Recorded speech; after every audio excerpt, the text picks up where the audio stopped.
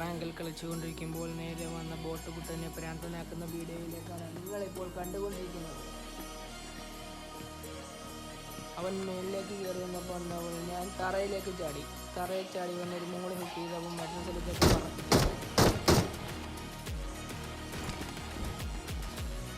അതാ വരുന്നു ആയിട്ടും അവൻ പിന്നെയും മുറിലേക്ക് കയറി.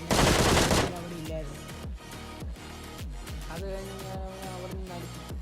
പിന്നെ പക്ഷെ അതൊന്നും നടന്നില്ല. അവനെ പൊക്കിയെടുത്തുകൊണ്ട് മേലേക്ക് തറയിടാൻ നോക്കിയിടാനൊന്നും നടന്നില്ല.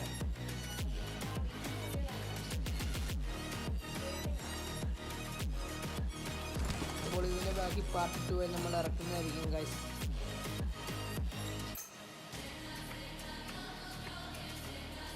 കണ്ടില്ലേ?